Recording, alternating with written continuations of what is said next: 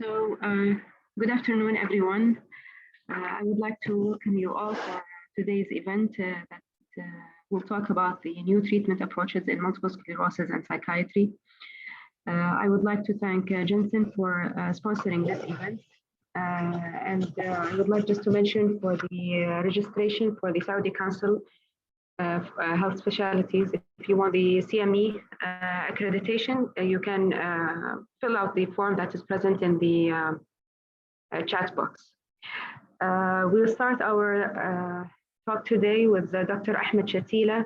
Dr. Ahmed is a senior consultant neurologist who's the head of the multiple sclerosis clinic at Marfaq Hospital in Abu Dhabi. He has more than 12 years of experience in the field of neurology and specifically multiple sclerosis. He holds double board, American board certification in adult neurology and neurophysiology. Dr. Shatila has authored many neurology research papers with the emphasis on MS. And he's also a member of several regional and international neurology organizations. Thank you, Dr. Shatila, for joining us today, and I'd like you to start our session. Thank you, Dr. Ibtisam, for the very kind introduction. First of all, assalamu alaikum, everyone. I'd like to welcome everyone to the IVPN lecture series in Psych and Neuro. I'd like to, again, always thank the audience for attending these events because without your support, none of these events can happen. I'd like to thank Jansen for giving me the opportunity today to speak and of course the moderators and other speakers. So without further ado, let me share my screen. Okay, it's right there. Let me minimize all of these cameras.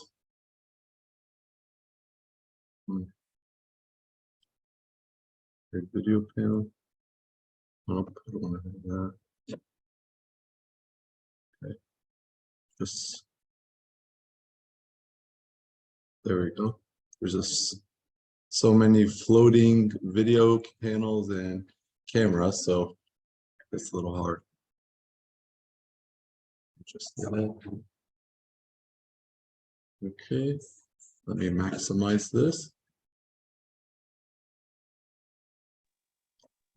And then finally, let me just turn on my timer because sometimes I talk too much.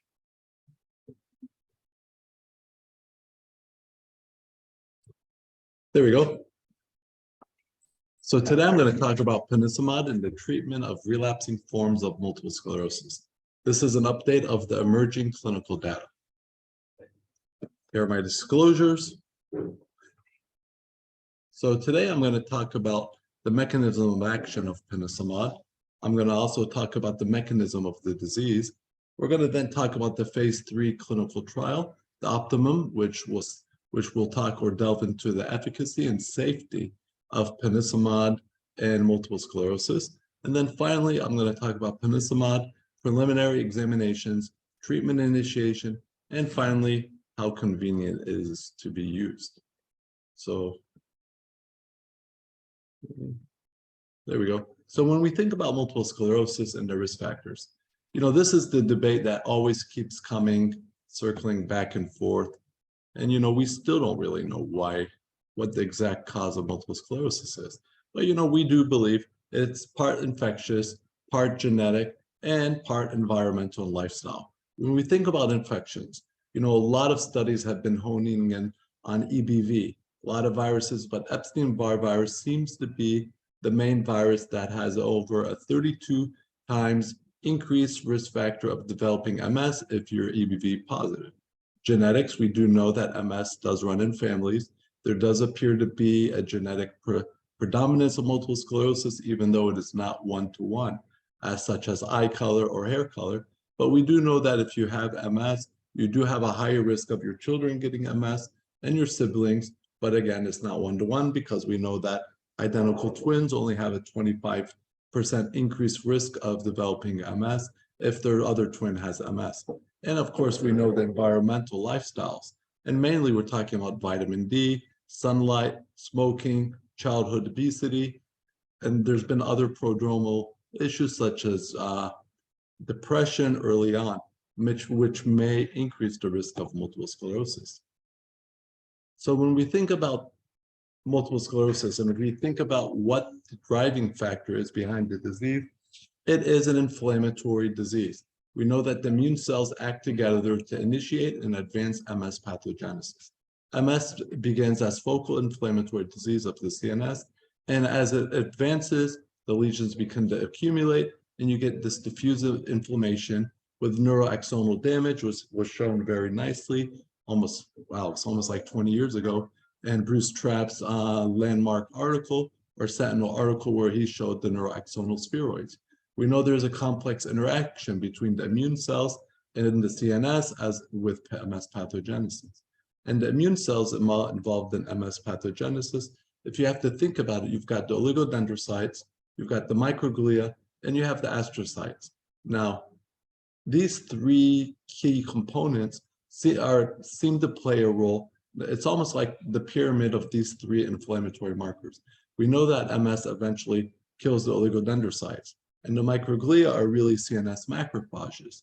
And you got the astrocytes, which help protect the form of the blood-brain barrier with their foot processes. So these cells, and all three of them interact to form the components of the CNS, and damage to these either cause direct damage to myelin or damage to the supporting structures to myelin, which then will eventually cause neuroaxonal degeneration.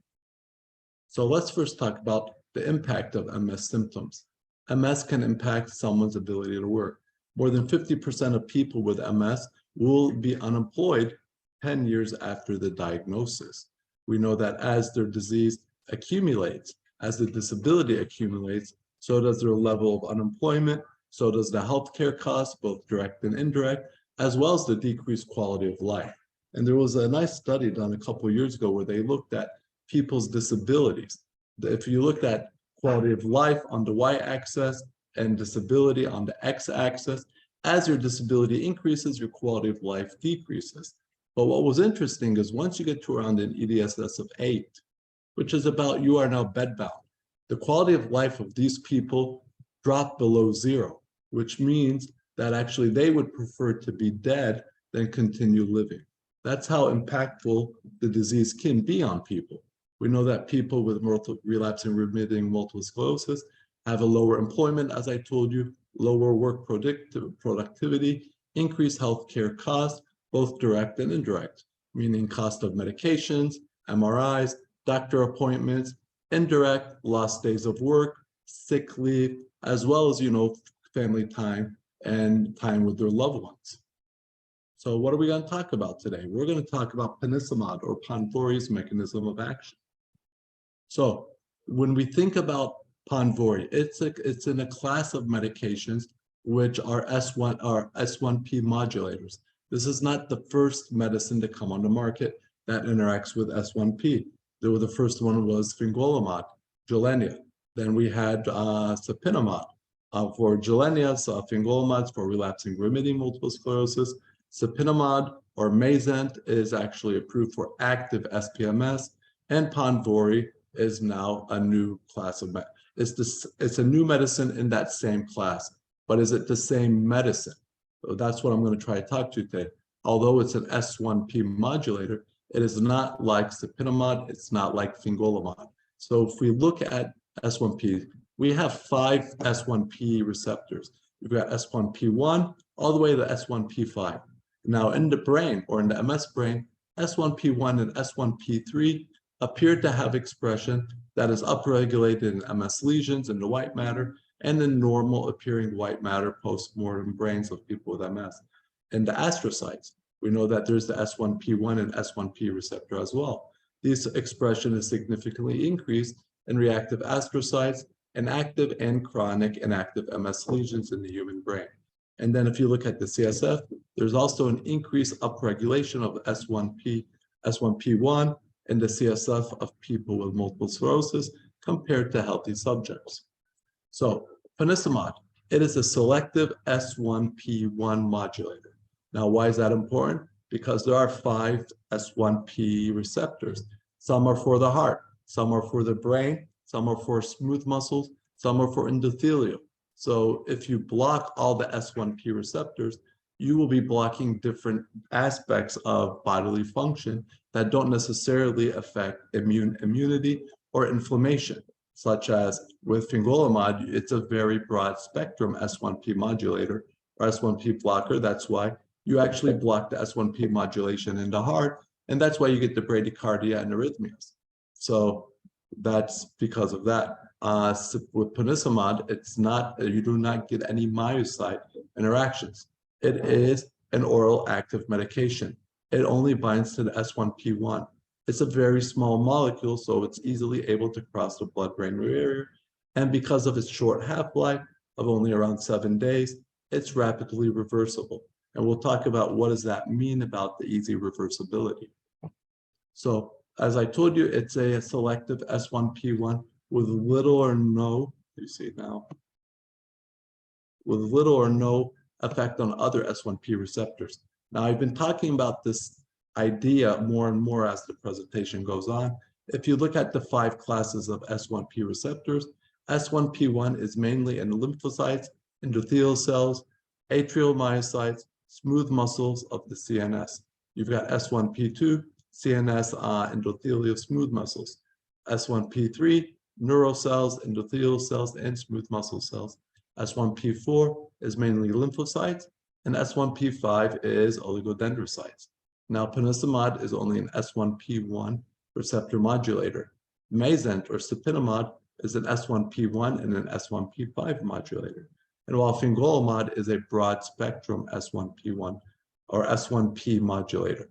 So ponesimod induces a rapid dose-dependent reversible reduction of peripheral blood lymphocyte by blocking their ability to cross, leave lymphocytes and go, or leave lymphocytes and other lymphoid organs.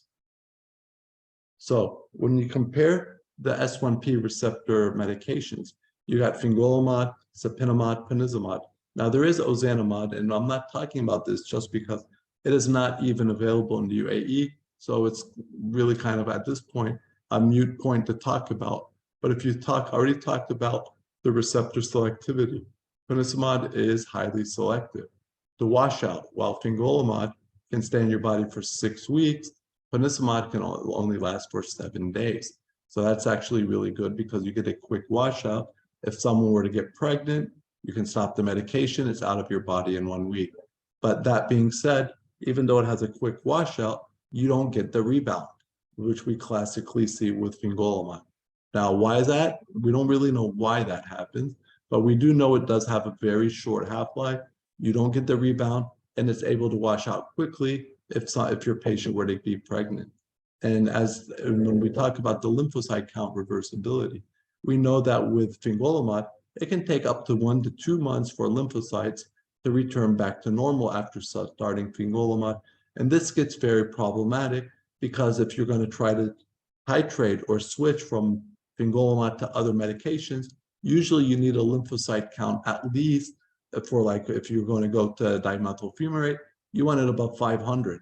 You want it with ocrelizumab, you want it above 700. You want it with cladribine, you want it above 800. So now that being said, if you're going to be waiting for those white counts to go from 150 or 200 to 700-800, it may take a couple weeks, and now you're increasing the risk of rebound.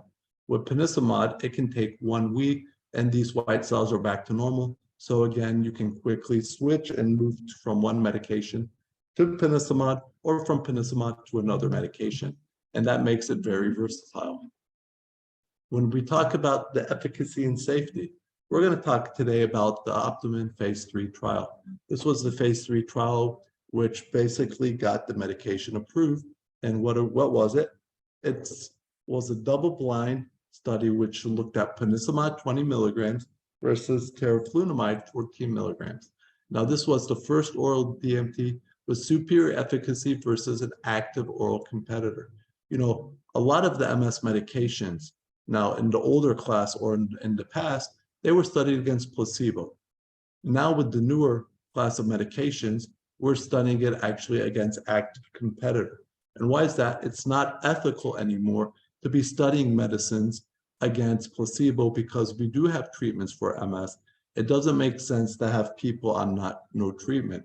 So now we're trying to compare 2 treatments and see if treatment A is as good or better than pre-existing treatments. And ideally, you want it to be better, or there would be no point in putting it in the market. When you look at the Optimum study, you have 567 patients on penicillin, a little bit of water, and 566 patients on teriflunomide 14 milligrams. It is a teriflunomide, or Aubagio, as you know. It is a medium efficacy treatment. It's a first-line treatment. It does work, and it does work relatively well. I have a lot of experience with Aubagio, and it's a good medication. Between the two, you have almost around 1,100 people who were in the trial. They were followed for 2 years. There was then at the end of treatment, everybody on teriflunomide were switched to penicillin, and this was the open label extension for the next 3 years. No, I'm sorry, 5 years. So how well did penicillin do? Penicillin demonstrated a 30.5% reduction, not against placebo, again, I keep saying this, against active competitor, and reducing the annualized relapse rate from 0.29 to 0.2. So you go from 1 relapse every 3 years to 1 relapse every 5 years on penicillin. And this is very good, given that, you know, traditionally, if you think of MS, moderate disease activity, you're looking at, and traditionally, if the disease was untreated, you would have on average 1 relapse a year. So teriflunomide dropped it down to 1 every 4 years or 1 every 3 years instead of 1 a year, and penicillin would bring it down to 1 every 5 years. So that's extremely, extremely beneficial. So we've gone from 1 relapse a year to now 1 relapse every 5 years with our medications. Penicillin also achieved a 42% relative risk reduction in annualized relapse rate versus teriflunomide in treatment-naive patients with an EDSS of, let me move the screen again, of less than 3. So when we look at here, the better the patients are starting penicillin, the better they were likely to do. If their disability was mild to begin with, they would do better than the folks that had higher disability. And that makes sense, and that actually has been shown in multiple studies for multiple medications. Regardless of what treatment you start, the sooner you start, the better they do. And there's always that nice graph that we always see where that you've got the natural course of disease, early initiation of disease, and late initiation of, early initiation of treatment, late initiation of treatment, and natural history of disease. And regardless of what you use, people who start treatment early do better than the ones that start it later, and everyone does better than the people that just wait for the natural history. So this is nice to see that this idea or this thought process is still proven accurate. So, I guess, okay. Now, the annualized relapse rate in the Optimum open labels extension trial of over 4 years, 70% of patients taking penicillin were relapse-free during the 4-year phase 3 study. And if you look at that, so not only did it work, but it was sustainable. You know, if you were on it, if you responded on it during the initial 2 years, and you continued for the next 4 years, you tended to respond, which is a good thing. People that respond with penicillin tend to stay responding to penicillin, which is good because that shows continuity and shows that the drug's effect does not wear off. Penicillin achieved relative risk reduction of 56% and the number of combined unique active lesions per year versus teriflunomide. So when we look at the cumulative unique active lesions, there's a 56% reduction versus teriflunomide. And again, you got to keep remembering, this is not 56% versus placebo. This is 56% versus already FDA, EMA, UAE, MOH certified medication. So this is actually the treatments that we already have on the market. And this is a treatment that actually shows not to be just as good, but actually better than what we already have. And that's good to keep in your mind when because you don't want to have something that's just much of the same. I think this is great because it gives us more variety on what we want to choose for our patients. So when we look at other factors, the FSIQ or the fatigue scale impact questionnaire. So the FSIQ and RMS was introduced as a measure was introduced to measure fatigue symptoms relative to patients with relapsing forms of MS and relative impact of these symptoms in the Optimum study. It's a comprehensive patient-reported outcome tool. It was developed in accordance with the FDA PRO guidance, and it measures both symptoms and impact of MS-related fatigue. It's a comprehensive measure of fatigue-related symptoms and their impact in people with relapsing remitting MS, and it's developed in line with the FDA guidance. It comprises of two domains. There is one domain which focus on symptoms, and the other domain focuses on the impact. And then the FSIQ tool was specifically developed for RMS patients with input from patients. So when we want to look at how do people do and related to fatigue, you'll notice that there is a difference. But this difference actually starts to become statistically significant by the 60th week. So by the end of the first year of treatment, there is a significant difference in the level of fatigue between people receiving ponesimod versus people receiving teriflunomide. And once you notice this, so you can see that on the third bar graph. And once you see this significant difference, it is maintained. Week 84, it's still there. Week 108, it's still there. So that's a good thing. So it takes about 60 weeks for the medicine to start making a significant change in fatigue versus teriflunomide. But once you get it, it stays. What about brain volume loss? And this is an interesting topic because when we talk about brain volume loss, it's interesting because, a lot of people, me myself included, in the very beginning, you'd be like, you talk about it and you have a hard time thinking, well, is this a high efficacy treatment? Is it a low efficacy treatment? Is it a medium efficacy treatment? And the reason why I say it's hard is because if you want to put it as a high efficacy treatment, that's really good. It shows you that it's better than the primary treatments. If you want to place it though as a low efficacy treatment, how do you explain the brain volume loss? If it's low efficacy, it's actually better. It gives you more brain volume preservation versus teriflunomide. But why is this important? Because if you look at Kesimpta or ofatumumab, Kesimpta is a high efficacy treatment, but yet for such a high efficacy treatment that has relapse rates in the 90s and MRI, lesion loads shut down, it didn't actually appear to be better than teriflunomide in reducing brain volume loss. So I think that paradox is a little interesting, because if you tell yourself, oh, this is just a medium efficacy treatment, you can't explain the brain volume loss because it doesn't make sense. And that's something that I always look back. I'm like, I just look at it and I say, well, this drug has been shown not only be better, as good, but better, and other high efficacy treatments have failed to do just that. So it's an interesting point.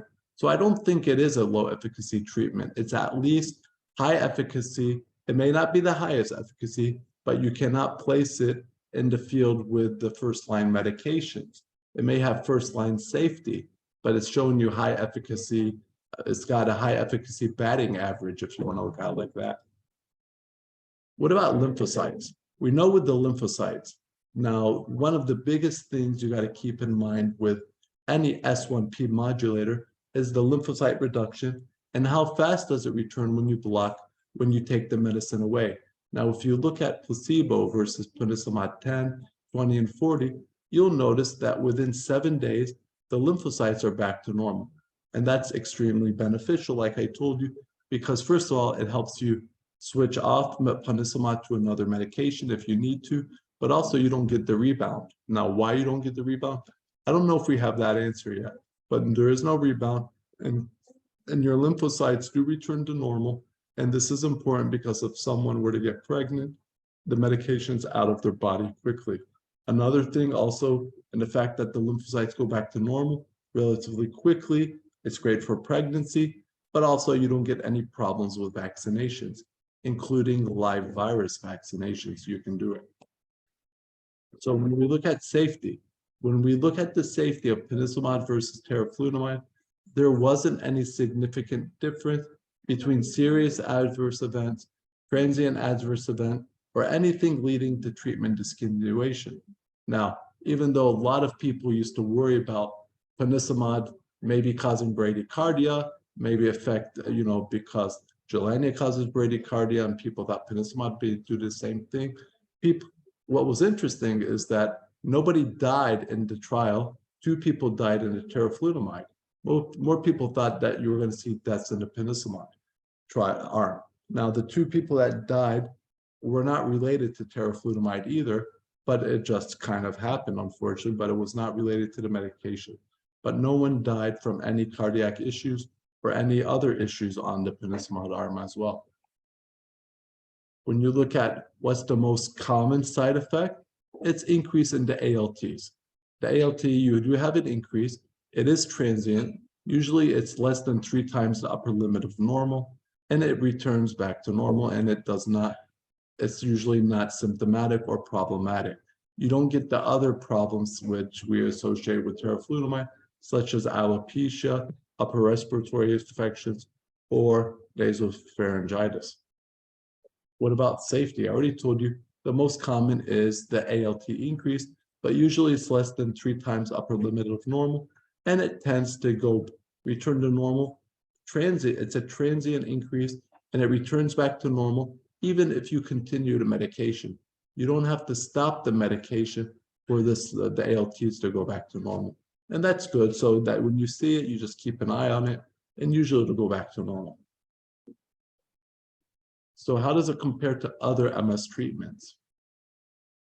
So this is a meta-analysis looking at penicillamide against other MS medications. So in this meta-analysis of the annualized relapse rate, it suggests that penicillamide is among the efficacious DMTs. Now, if you look at this thing, everything on the left of the number 1 favors the competitor. Everything on the right favors penicillamide. Now, penicillamide appeared to be better in the meta-analysis against any of the first-line therapies, against interferons, glatiramer. We know it was more effective than teriflunomide. Once you get past those drugs, it wasn't more effective, but it wasn't also less effective. You could not see that it was better or worse, which is good. When you look at confirmed disability, again, penicillamide appeared to be better than the first-line medications, and with the remaining medications, it was no better, no worse. Now, brain volume. When you look at brain volume loss, and again, this is an interesting thing, it actually appeared to be better than all of the other medications in the meta-analysis when you looked at brain volume loss, whether it was alemtuzumab, ofatumumab, not alemtuzumab, I'm sorry, whether ofatumumab, Ocrevus, or any of the other medications, penicillamide was actually shown to be better in reducing brain volume loss. So finally, preliminary examination, treatment initiation, and convenience. So penicillamide dosing involves an easy-to-follow titration regimen, followed by a convenient maintenance of dose of 1 tablet per day. So it comes actually, if you were to start someone on penicillamide, the titration already comes in a package where patients already get the package and they take 2 milligrams on the first 2 days, or 2 milligrams a day on the first 2 days, 3 milligrams on day 3, and then on day 4, day 5 and 6, they take 4 milligrams each day. And then day 7, they take 5, day 8, they take 6, and it increases by a milligram until you get to 10 milligrams on 12, 13, and 14. What does it do? This gives you convenience through a combination. There's no genetic testing that needs to be done. There's no first dose monitoring that needs to be done, and it can be administered with or without food. Cardiac safety, there are no cardiac issues with penicillamide. You do not need to do the first dose monitoring. The up-titration regimen successfully mitigates the first dose cardiac effect of penicillamide and is recommended prior to initiation of the 20 milligram treatment. Patients with risk factors of symptomatic bradycardia, they may require the first dose observation on day 1 of treatment, but that is if they have bradycardia prior to starting. In the 2-year Optimum study, ponesimod treatment was not associated with an increased risk of any major cardiovascular events compared to Aubagio or teriflunomide. So, reinitiation. So if you were to miss a dose or if you forget 1 day, you can continue as if nothing happened. If you forget more than 4 days of treatment, then you got to restart your initiation as if you are naive or on day 0. What are the mandatory requirements prior to treatment? ECG to determine whether first dose monitoring is required. It's still recommended. Ophthalmology you got to get ophthalmologic exam, pregnancy exam. You want to get a CBC. You want to make sure there's no concomitant medications. You do want to check your baseline liver function, and you want to get VZV antibody testing. Indications and contraindications. These are the list of things that if you have, you should not be getting ponesimod. If you're sensitive to it, of course, you shouldn't be getting it. If you have a risk of MIs, strokes, you shouldn't be given. Any cardiovascular block, any severe hepatic impairment, any immunodeficient state, or any active or chronic infections such as TB or hepatitis, malignancies, and if you are going to get pregnant, you should not be getting ponesimod. So, in guidelines, it is recommended by NICE in February 2022. The National Institute of Healthcare Excellence, NICE, published the technology approval guidance recommending ponesimod for the treatment of adult patients with relapsing remitting MS with active disease defined by clinical or imaging features. The NICE guidance recommendations states that ponesimod is recommended for treating relapsing remitting MS patients with active disease defined by clinical or imaging features in adults, only if the company provides ponesimod according to the commercial agreement. And then the second recommendation is that it is not intended to affect treatment with ponesimod that was started in the NIH before the guidance was published.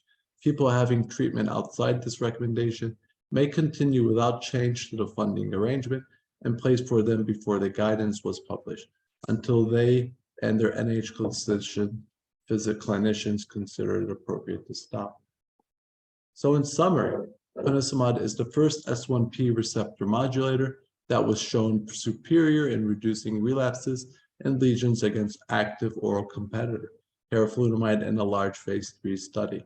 30% fewer relapses, 56% fewer active brain lesions compared to active competitor, comparable CDA, and then in exploratory analysis, ponesimod demonstrated a 27% reduction in brain volume loss versus teriflunomide, and the safety results of ponesimod were in line with the observation in its phase 2 dose-finding study of other S1P modulators. So with that, we will end it. Thank you very much. Thank you very much, Dr. Ahmed, for this elegant presentation. I would like you to just stay with us for taking a few questions from the audience. The first question says that it's actually a case, 13 years old child with one attack of multiple sclerosis. It's not mentioned the type of the attack, but she's in remission, or he in remission for 4 years now. Okay. Which medication is the most effective and safest to keep remission? Okay, so this is a 13-year-old patient or female male that has relapsing remitting multiple sclerosis and is 3 years in remission with treatment, or just 3 years? No, off treatment. So it seems to be, I think it's a clinical case that they faced in their practice. So it seems, and 4 years in remission. And no other data about, so no more, but no other data available. Okay, so if you go with so it's an interesting question, and it raises a lot of different ways that you could potentially treat this. If you wanted to go with the guidelines, The only FDA-approved medication for pediatric MS is fingolimod that was studied in a trial. Now, like I forgot the name of the trial because I don't use a lot of fingolimod in pediatrics, but that was shown to be superior. Interferons have been shown to be used, and then other people have used natalizumab. Now, interesting enough, in the last Nectrum Congress that was in Cairo, actually I presented where we gave 6 pediatric patients ocrelizumab. The youngest one was 13, the oldest was 17, and I now have 10 people or 10 children on ocrelizumab, and some of them for more than 2 years. And the medication not only appears to be safe, but it appears to be highly effective, and it works very well. So in summary, you could really use on label, it would be fingolimod or the interferons. Off label, you could use ocrelizumab, natalizumab, you could use Tecfidera, you could, and I think even Dr. Rouhani in Kuwait has used cladribine for like a 16 or 17-year-old patient. So you do have a lot of options to use for pediatric MS. Second question, I think you answered it, but still not approved for children. The third question says, what is the potential of serum neurofilament light chain as prognostic diagnostic biomarker for multiple sclerosis? And predicting the disease course earlier in the disease, and in assessing the response to treatment, and could it change the treatment decision? So serum neurofilaments is a very interesting biomarker. It's actually a blood biomarker where we can look at the neurofilament levels, which is actually shown to increase whenever there's any axonal destruction, not specifically related to MS, but really any CNS disease that causes axonal destruction will cause an increase in neurofilaments. Now, the problem is that it's a great way to follow people. So if you have an NFL level and it's stable and it increases, you could say probably there's a relapse, but I wouldn't use it. It may be good to follow it for people on treatments, but to change treatments or start treatments as of now, just based on NFL levels, we're not there yet. Okay, so hopefully in the future we'll have better utilization for this.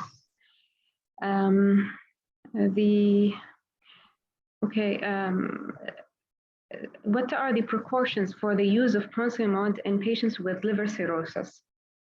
So it is not recommended for people with liver cirrhosis.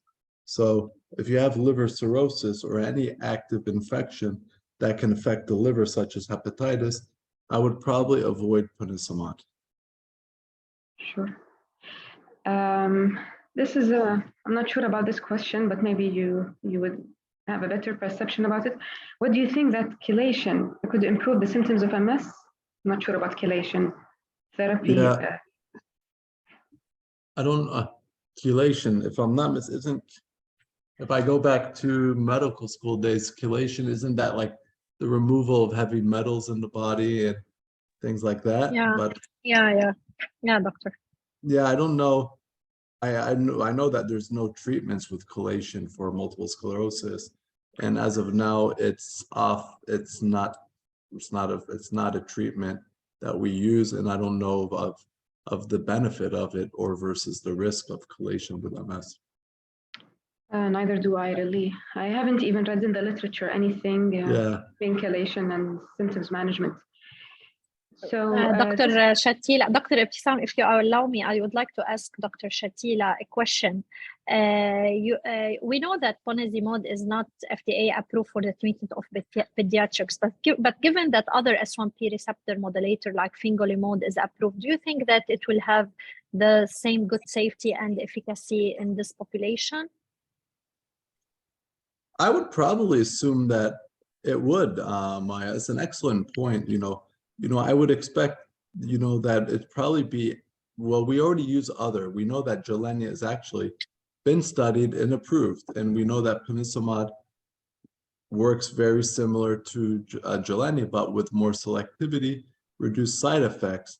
And so I would expect it to be as good as adults, probably as safe as adults. And again, I think that's the thing about with the pediatric MS. I mean, a lot of times we don't have the studies to look at or to use a medicine in pediatrics other than anecdotal evidence. So I could assume that ponesimod could be used. And if you had the right patient, it would be a good choice. Yeah. And one more question. So now we have a lot of options, like the therapeutic area of MS is really now diverse and include a lot of medication with different mechanisms of action, different efficacy and safety profile. So do you think that all these medication demonstrated good efficacy and safety in clinical trial, but as you know, like real world practice is different than clinical trial setting. Yeah. So do you think that we can now use the patient reported outcomes for assessing the efficacy of all these new therapies in MS? Are we here yet? And I think I agree with you, Maya. No, actually, I was just actually talking about this idea just yesterday to some people, that we've reached a point where we can be kind of picky with our treatment. We may now choose treatments based on someone's desire to be pregnant, or the convenience or mode of delivery or the route of delivery. So when we have medications and they all work well and they work extremely well, so then how would you choose? We're going to choose based on maybe patient outcomes. Maybe they like this drug better by the way it's given, or they don't like it, the fact that it's not using steroids, or maybe it just makes them feel better after they take it. So I think, I think we're not there yet, but we are closely getting to that point where, yes, we will be using patient preference and outcomes to choosing medications, because we're kind of doing it already. And a final question, if you allow me, what is the washout period? If a patient was on ponesimod and would like to shift to any other monoclonal antibody, so what is the washout period, given that it has more rapid elimination than the traditional S1P modulators? Yes, so 7 days, Maya. So in the studies, the lymphocyte, the drug is out of your body by 7 days. The lymphocytes get back to normal by 7 days. So 7 days would be the washout period. But I think it's a good point to say, is because if you're on ponesimod and you want to change to one of the other monoclonals, such as Ocrevus, ofatumumab, cladribine, Lemtrada, you want the lymphocytes to be at least above 700. And so by ponesimod, it can be out of the body in 7 days. The lymphocytes are usually back to normal within a week. And that gives you easy transition, but also decreased rebound. And that's actually one of, I think, a very good point in using the medication. Thank you, Dr. Shatila. You're Back very to you, welcome. Dr. Ibtisam. Yeah, we have more questions, Dr. Shatila. So patients with, I think, vertigo, what would be the treatment for such a symptom? Oof. Vertigo is it can be a hard treatment, a hard symptom to treat. I mean, there's been, actually, if I'm not mistaken, Dr. Stroop from Germany has used Fempira for vertigo with an ataxia with some benefit. Scopolamine patch, I love it. It works very well. You put the scopolamine 1.5 milligram patch on the mastoid air cell behind the ear. It works relatively well. Gives you a little bit of dry mouth, but it's great that you don't get the systemic effects. You can try the antihistamines such as Cinnarizine and Sturgeon, and then, question is, is the vertigo really related to MS? Or this BPPV, where you may need to try Epley's maneuver, or even is this something like Meniere's and not related to MS? But vertigo, I usually try one of these, either scopolamine patch, beta histine, Cinnarizine. I've used Fempira a couple times for vertigo. I haven't had that great results, but I know that some people have talked about it. The other question says that if the patient is maintained on rituximab, I think the physician is afraid from side effects of long-term rituximab and wants to shift to interferons or fingolimod. Would you recommend that first? And what is the washout period? Interesting. So if you're going to go from, first of all, if you want to consider rituximab to fingolimod, or if you're worried about, think about, well, first of all, we know that rituximab is a relatively safe medication. It's, it's a CD20 monoclonal antibody.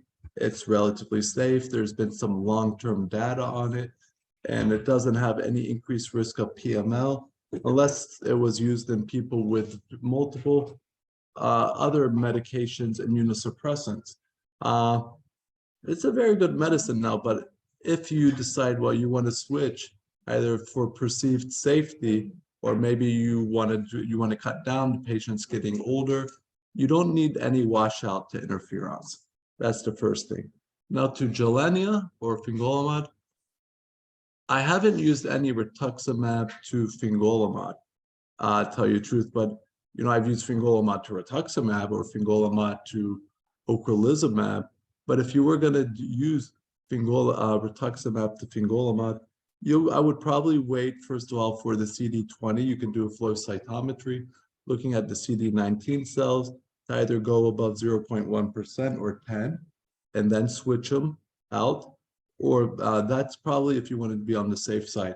But now keep in mind when we talk about safety, and the reason why it's interesting is that there was recently a case of cryptococcal meningitis in the UAE on fingolimod. So there is no case of cryptococcal meningitis on rituximab. So the question of safety is kind of interesting, So you could argue that maybe switching from rituximab to fingolimod is actually less safe. Yeah, so I do agree with you. Probably fingolimod, rituximab probably will have the same, or maybe rituximab will be safer. Who knows in terms of immune suppression effect? And what do you think about if you're worried about rituximab long-term immune suppression of using extended interval dosing or reducing the dose? There are a few trials mentioning that if the patient has been stable with rituximab for some time. Yeah, that is a point that, thank you for bringing that up, because when you mentioned it, I totally forgot about that aspect. But there was a nice trial maybe a couple of years ago. It was done out of Spain by the ChemCat group, where they looked at giving, instead of your average dose of 1 gram of rituximab, they gave 500 milligrams of rituximab in order, the idea, especially in your elderly patients. And it actually showed to be just as efficacious, but you don't have you have a decreased risk of infections. So you could try that. The only thing is, if you use a reduced dosing, you may get quicker returns of their CD19. So you want to keep an eye on that, but make sure that your CD19 counts don't creep back up to normal. It may get back before 5 months. Another thing is, there's been some talk of switching or de-escalation, and I think we're getting into that phase right now. A lot of our MS patients now, well, some of them are getting older, and especially if they were started on the high efficacy treatments in the last 10 years when they were 30 or 40, now they're entering 40s and 50s, and they're on some high efficacy treatment, and you start worrying about long-term immunosuppression.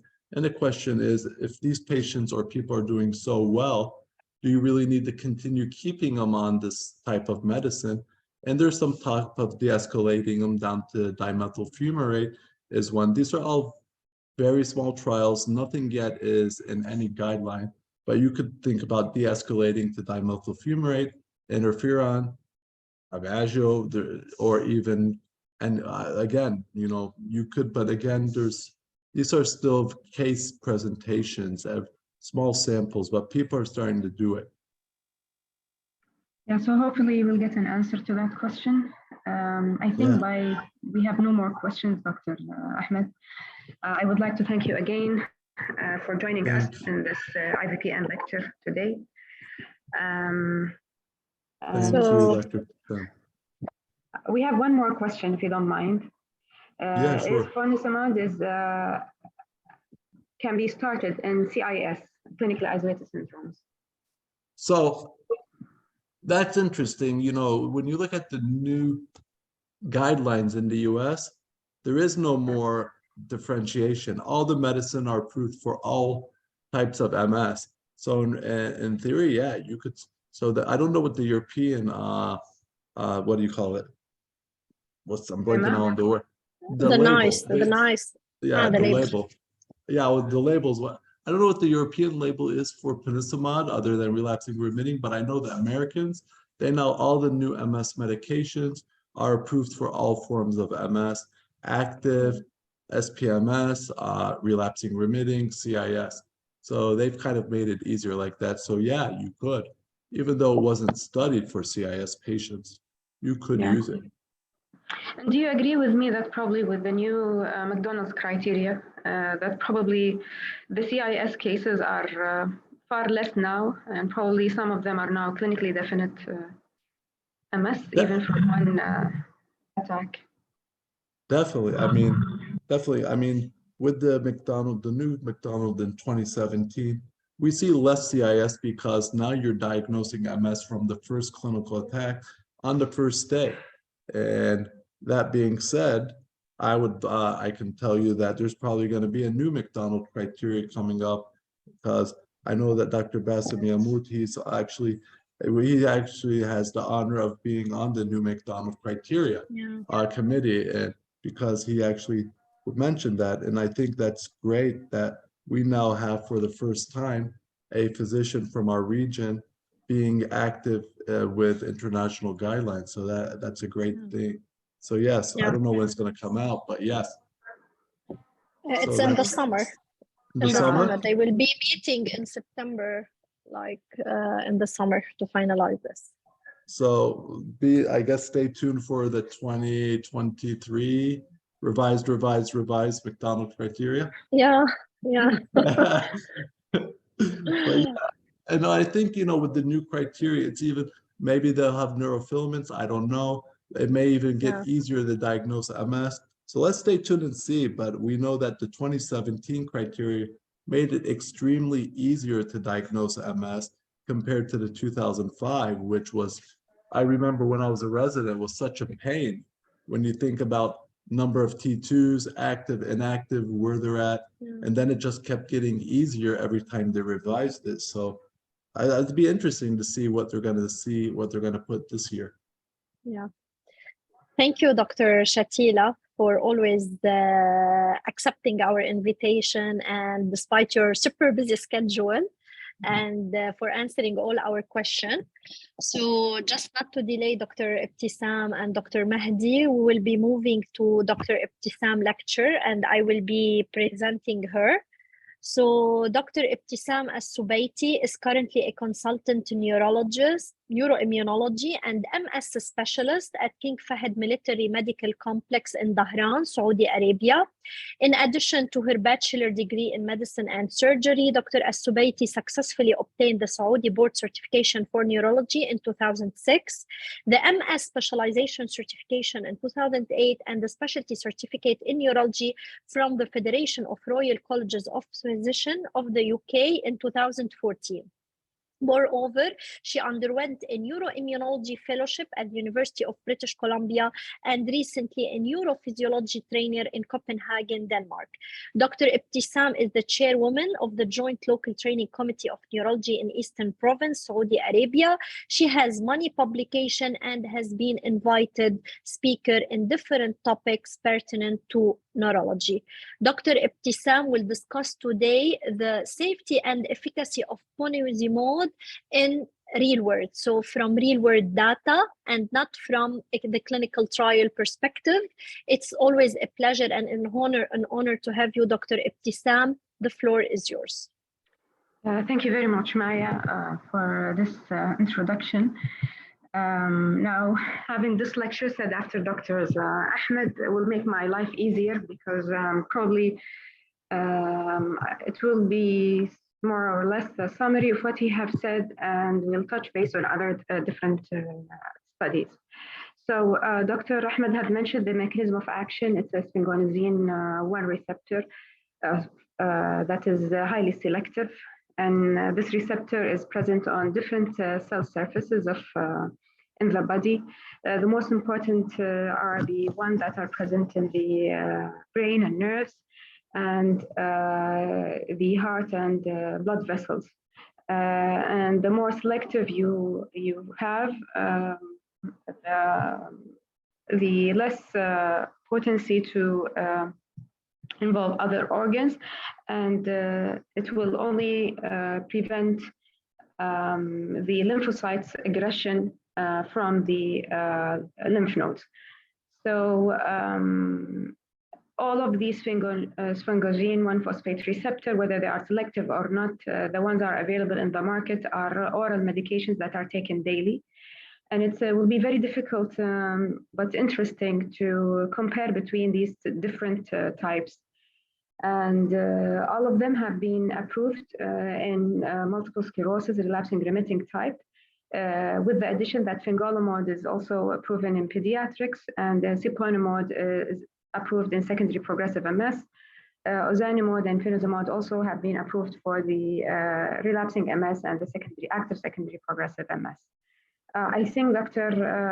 Ahmed have explained beautifully all these different types of the S1P receptors, type 1, 2, 3, 4, and 5. And our interest is the one and where the siponimod is highly selective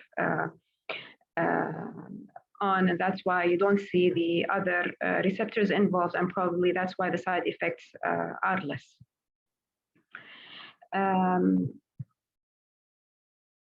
Dr. Ahmed have mentioned also I will mention briefly about the Optimum trial. It's a double control trial, active comparator between ponzimod and teriflunomide. It showed that there's a 35% reduction in annualized relapse rate. Most importantly, something that we see in MS patients is fatigue. And that is probably a measurable point that we did not see in previous clinical trials. And there was a 56% reduction in the MRI findings when you compare it to teriflunomide and not placebo. And the adverse events are most importantly higher in the hepatobiliary or liver disorders, and probably more in the pulmonary events. It wasn't too much different in terms of hypertension or herpetic infection. Macular edema that we see with fingolimod also was reported in 6 patients, and in all these patients it was reversible. And now, unfortunately, in real life, it is very difficult to have a comparative safety and efficacy between different disease-modifying therapies, and specifically between different S1P receptor modulators. And because this is not an available option, there is a recent study that have utilized the model-based meta-analysis. And in this study, they have compared the different forms of S1P modulators, and as well between the other disease-modifying therapy. And we'll talk about these slides later. Before we go to this study, I would like to mention a few things that probably I will just highlight it more in terms of convenience of siponimod when we compare it to S1P receptor modulator. That we don't need the genotyping. It is more convenient for that. And when you see the half-life, it is the shortest half-life, and this will be translated later to the beneficial effect in terms of vaccination and pregnancy. And it is the fastest to be cleared among the S1P modulators. So within 1 week, the T lymphocytes will come back to their baseline. So what are the potential benefits from this short half-life and the elimination within 1 week of discontinuation? First of all is vaccination. So when you have this benefit, you probably, you can, it's an option, it's not yet recommended, discontinue the medication for 1 week, give the live vaccine, and after 2 weeks, you resume the medication. The second benefit is probably pregnancy. So if a lady is planning to get pregnant within 1 week, this can be achieved, unlike other other sphingomyelin receptors. In like fingolimod, you have to wait at least 2 months, and then you're afraid from rebound and so on. And managing adverse events, especially if the patient is having opportunistic infection, macular edema, change in the pulmonary function test and liver enzymes elevation if they are too high and above the recommended guidelines. So in this case, stopping the medication within a week, you will have reversibility of all these side effects, and that will make it more convenient for use. What is the risk is rebound. We have seen rebound in other modulators. The first reports were seen in fingolimod treated patients in which you have tumefactive lesion. That was in 2015. There might be also cases reported with siponimod following treatment cessation in 2018. However, till now, we didn't see any cases with ozanimod or ponsimod. Why is that? Is it because of the shorter approval? Now there are just the newest to come in the area, or because of the true absence of this adverse event, and only time will prove later, probably after 2 or 3 years, we'll know exactly if siponimod will not have this potential side effects of rebound, and that will make it even more attractive to use.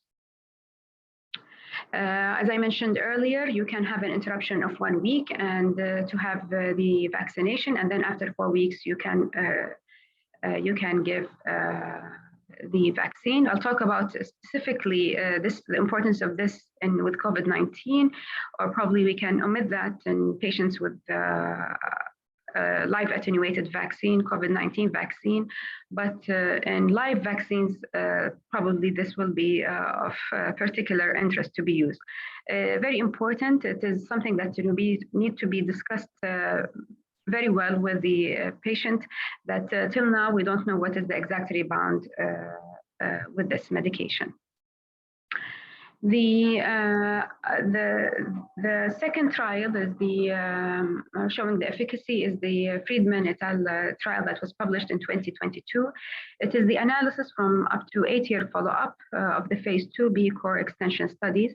They had a total of 214 patients who are still on ponsimod, and it was found that there was still a sustained low clinical activity around 0.15 annualized relapse rate with a 6 months confirmed disability accumulation of 20%, which is a good number actually to have it as a 20%. Very importantly and interesting to know that 2/3, 64% of the patients remained free of confirmed relapse after this long period, and this might sound very plausible to use. The mean number of the contrast-enhancing lesion per patient per scan was 0.4, which is negligible actually. And the mean number of new or enlarging T hyperintense lesion per year was a little bit higher at 0.718. Very important, I think, from this study that there are no new safety issues, and particularly the most common adverse events were nasopharyngitis, headache, and upper respiratory tract infection. And all of these side effects are minor and manageable, and we didn't see major serious adverse event. This is the comparative efficacy of different disease modifying therapy using the model-based meta-analysis. And in this study, the database used was used to look for 2 points. The first one was the annualized relapse rate. And for that, they used 40 different randomized control trials that were enrolling relapsing remitting multiple sclerosis with 100 treatment arms. So that was a very large number. And for the confirmed disability accumulation, in 3 months, they had 26 randomized control trials with 69 treatment arms.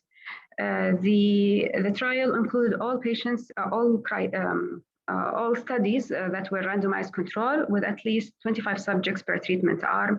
All of the patients were relapsing, remitting on monotherapy, and they had a treatment duration of at least 48 weeks. This graph shows you the hazard ratio of the confirmed disability assessment, and we can see that Ponce-Mod lies within the highly efficacious group, and the disability accumulation reduction was reduced by almost, if you calculate it here, 39%, which is a huge number actually.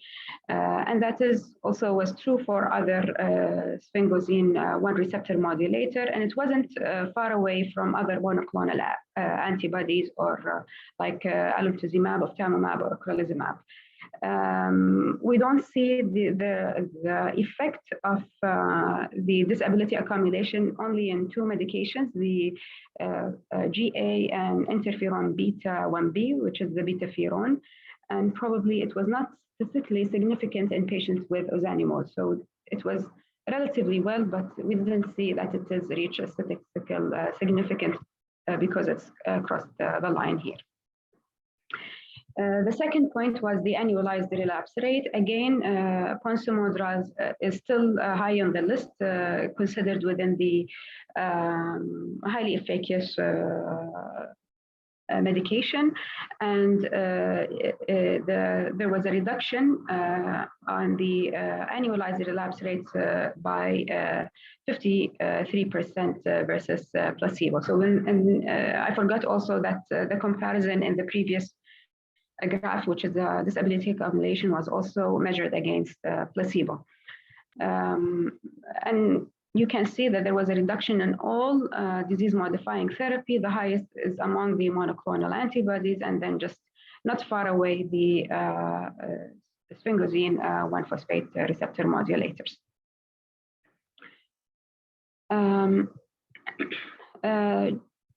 I would like to mention just some few practical considerations for the initiating the treatment with Ponce-Mod. I think Dr. Ahmed have mentioned a few of them. We still don't have the FDA approval for this medication in pediatrics, but who knows, in the future, probably it will be either off-label or might be there a randomized control trial for these patients. Patients with hypersensitivity to their active substance or any metabolites, and severely immune-compromised patients, and patients who have experienced in the past 3 months MI or unstable angina or stroke events, patients who had heart failure within 6 months, patients with abnormal cardiac diseases or arrhythmias like Mobitz type 2, third-degree AV block, sixth sinus syndrome, or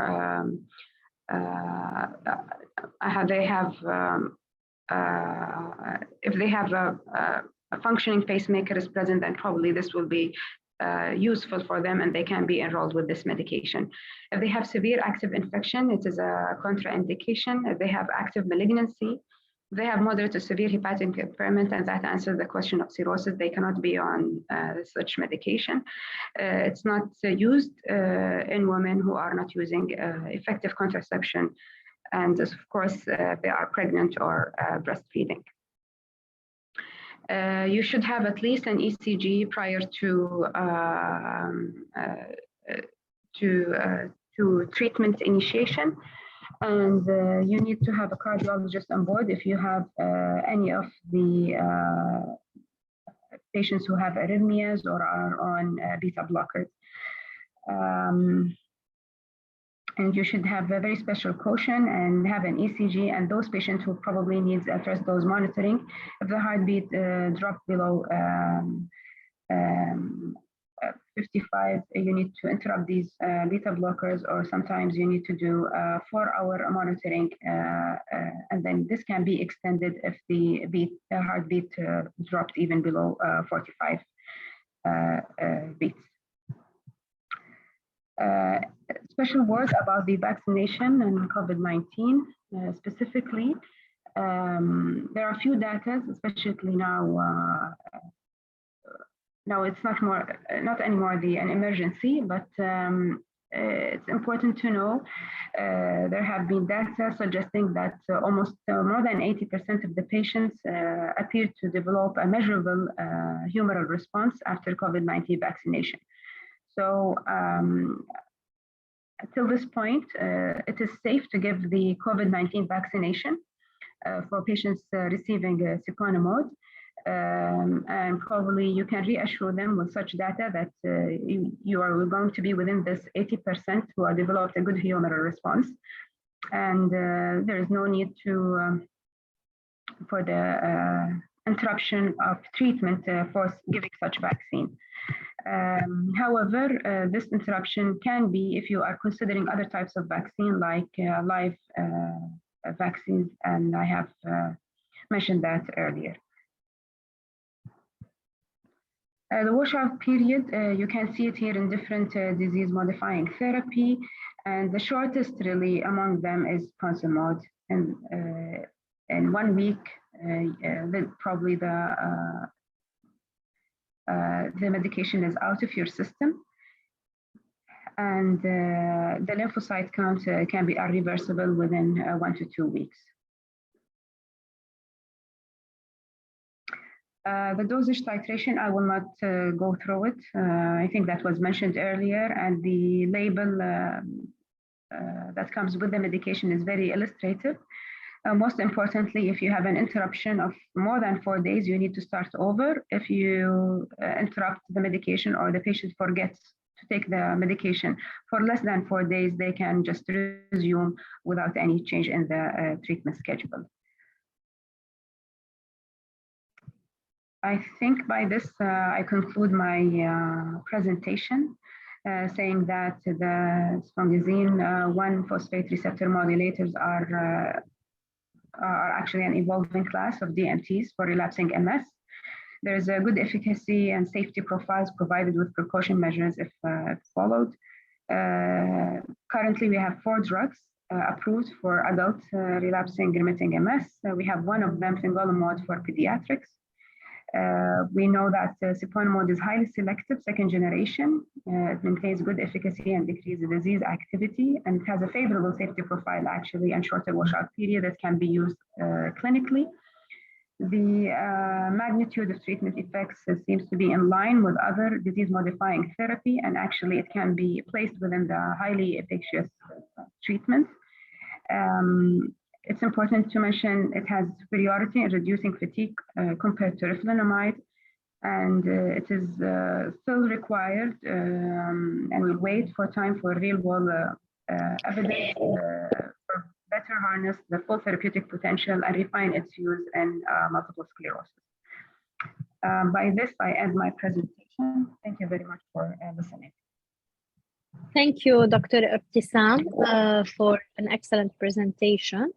So we have few questions. So one of the question, how can we shift from fingolimod to ponezimod? So if a patient was on fingolimod and we want to shift him or her to ponezimod, how can we do this switch? That's an interesting question. I'm not sure why would someone would do that. Probably it would be safety, probably. Safety. I do think it's a very practical question now, because you're switching between the same line. Yeah. So I think it's difficult. Maybe you will continue the same without any washout period. Because if you waited for 2 months, the washout period, let's say it's 2 months. So waiting for 2 months for lymphocytes again to come up, and then you will give the siponimod again. Because they have the same mechanism of action, the lymphocytes will remain in the lymph nodes. So I agree. I think we should just start ponezimod with the titration, and that's it. Yeah, no need to, because it's the same category, I believe. Yeah, because it has the same mechanism of action and it will trap the lymphocytes, so there won't be any safety issue. So another question about stopping DMTs in general in MS. So if a young patient is in remission for 5 years, will you consider stopping the medication and see and monitor the patient? So when do you consider stopping DMT in an MS patient? Yeah. So everybody comes with this question. I don't think I would advise anyone, especially if they are young, to stop the disease-modifying therapy. Now we have a new trial that actually the results were mentioned in the last ECTRIMS meeting 2022. It's called the DISCOM trial.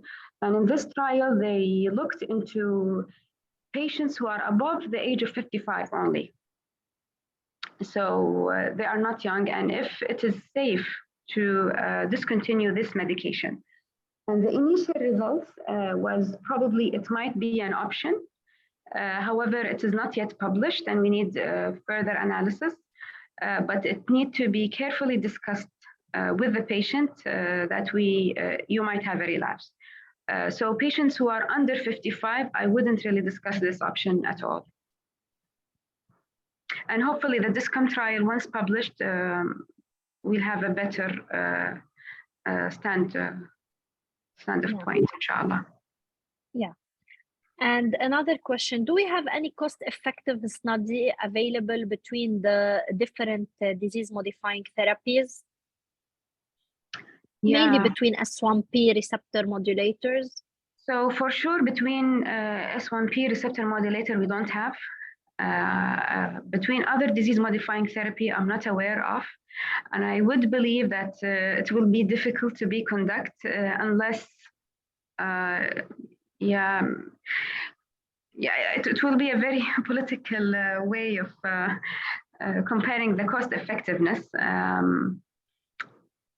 Hopefully one day we'll have this study, but till now I don't think we did this.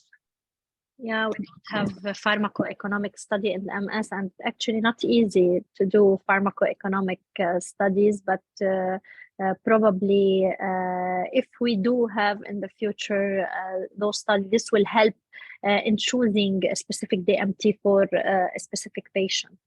Another question, Doctor, can we start ponesimod or Ponvory as first-line therapy in patient with active disease? So can be started as first-line therapy? Yes, for sure. It can be used. And actually now we know that everybody is shifting the pyramid in terms of starting earlier with stronger medication, especially if you have some of the poor prognostic factor with these patients, highly active MS. Yeah, I totally agree, and especially that the medication we are talking about, ponesimod, has a favorable side effect. It's a pill, it's an oral medication given once daily. So even if started as first-line therapy, it won't bother the patient with its side effect or affect its quality of life negatively, but on the other way, it might improve his quality of life. Another question, we have emerging data about EBV infection as one of the causes of MS. Can you elaborate more on this? Yeah, so this is a very important or a hot topic now in multiple sclerosis. This came after a large study that have shown that almost all MS patients had a previous infection with the Epstein-Barr virus. Now, how can we make use of this information in treatment or even prevention? So, in prevention is that if we preventing Epstein-Barr virus infection itself, we can prevent multiple sclerosis, and probably that will be the best thing to do, and hopefully you can eliminate the disease, but probably it sounds very difficult and might not be practical, because we know that MS is multifactorial and there are other etiologies like vitamin D deficiency. But can it be a treatment option? And now there are studies showing that if you try to kill these memory cells against Epstein-Barr virus, then by this you can cure the disease. And that will be the best treatment option, because you have no more defective memory cells against oligodendrocytes or other cells. Now, how can we do that? It is still under research, and hopefully in the future we'll have, everybody's hoping that in the future this will be a treatment option. Like, for example, if you consider H. pylori infection with peptic ulcer disease, it's a bacteria that causes peptic ulcer, and if you eliminate that bacteria with antibiotics, you eliminate the gastric ulcer. So the same thing in that regard, and the way that you are going to treat the Epstein-Barr virus infection or previous infection is still under research on how you are going to do with that. Are you going to do it through checkpoint inhibitor, for example, or genes? That is something that the future only will show. And a final question, in your opinion, and given that ponesimod is the first oral therapy that showed superiority to an active comparator, which is teriflunomide, who are the best candidate, or who are the patients eligible for ponesimod therapy? Okay. That's actually I think will depend on multiple factors and clinical judgment. Now we have a lot of medication that are highly effective, and so it will depend on too many factors. First, the disease activity, patient preference, cost. So all of these are factors that will let you know if you are going to use ponesimod or not. And now you will look for favorable factors, that the side effects and the short half-life. And in my opinion, the first thing that will make me decide whether to use ponesimod or not, the first is the patient's factor in terms of disease activity. Yeah, so and this is aligned with our Menectrums guidelines, and now we are currently updating those Menectrums guidelines, and we'll have a new updated version in 2024. And actually, ponesimod is one of these new therapy that was added to the guideline, and actually it can be used as first-line therapy in patients who have contraindication or side effect from the traditional therapy like interferon, glatiramer, or fingolimod, or in patient with highly active disease as well first-line therapy, or as we switch on second therapy for patient who failed first-line therapy. So this is the placement of ponesimod in our guidelines. Another question, and I think it should be a final one, not to delay Dr. Mahdi. So do you think that EBV vaccination early in life is an efficient DMT in MS, even without controlling other factors? It's a very difficult answer. We don't know yet. I hope this will be an option, but no one knows. Okay, doctor, thank you so much for this enriching session. And now we will move from multiple sclerosis to schizophrenia and depression, so to psychiatry. And I will leave the floor to you to present Dr. Mahdi. Okay, thank you, Maya, very much. I would like to present Dr. Mahdi. Dr. Mahdi is a consultant psychiatrist. He's also the head of Department of Psychiatry in Amal Complex for Mental Health in Riyadh. He's the manager of the Sabiq Mental Health Hospital. It's also interesting to know that he achieved the first place in Kingdom level for performing a data improvement project at the Ministry of Health in 2017. Dr. Mahdi is a trainer and also a supervisor of the Saudi Fellowship Program of Doctors for Mental Health. and he's the head of the Department of Emergency Section in Irada Mental Health Complex. Thank you very much, Dr. Mahdi, for joining us today, and you can start your presentation.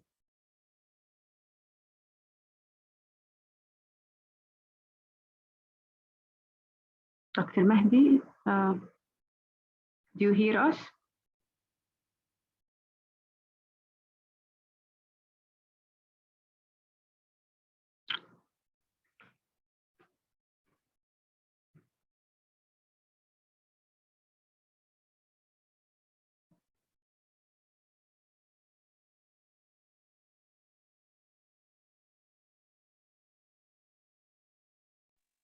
So Dr. Mahdi?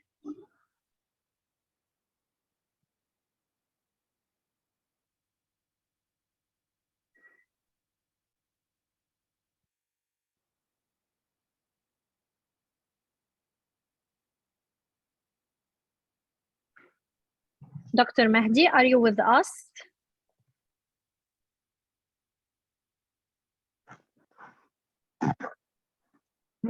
Dr. Mahdi?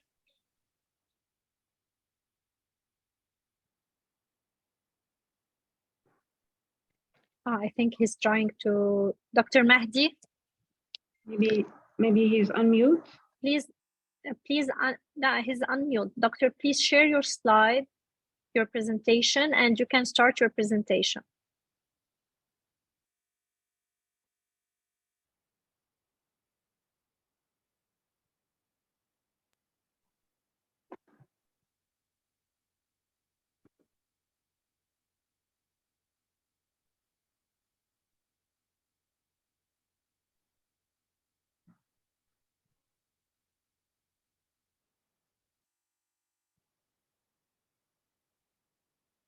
So it seems he has a problem with his microphone.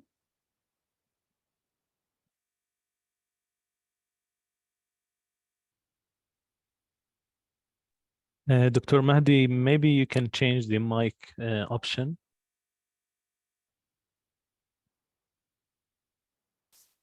It's on the left side corner.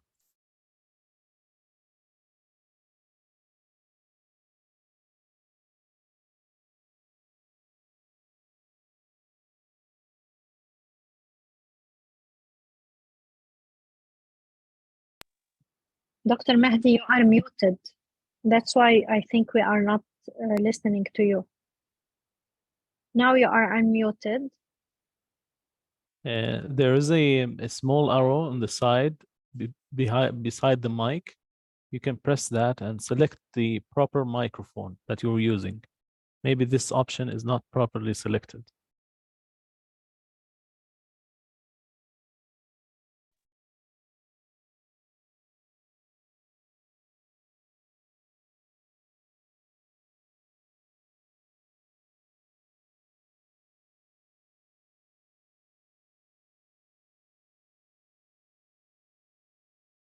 We still can't hear you, Dr. Mahdi. Maybe you can change the device if that's okay with you, and I can share the slides for you.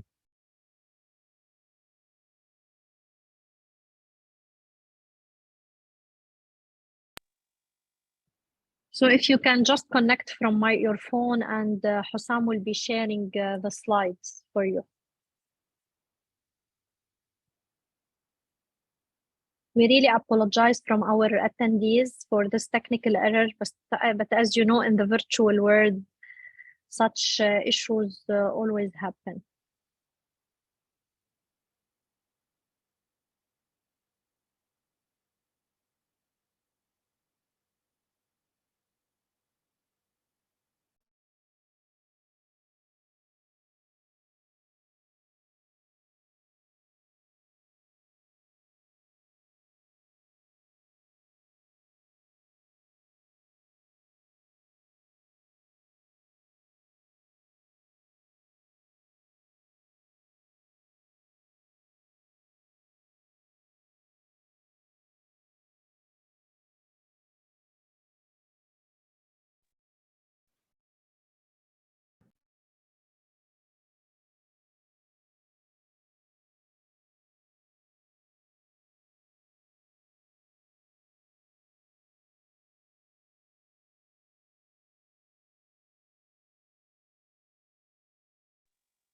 So we can see your slide perfectly, but we are not being able to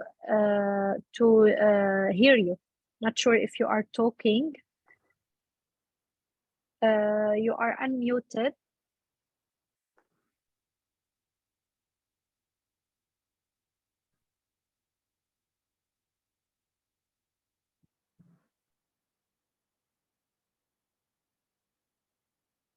So Dr. Ibtisam, meanwhile, we have some questions related to MS. Probably we can take advantage that you are still with us, and we can ask you those questions, and then Hussam will fix the technical issue with Dr. Mahdi meanwhile. So one of the attendees is asking, if there is a cure for multiple sclerosis? Till now, we don't have a cure for MS.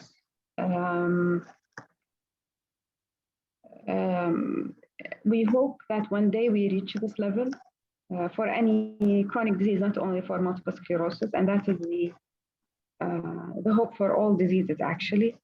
As Muslims, we know that, of course, every illness has a treatment that we know or that we don't know.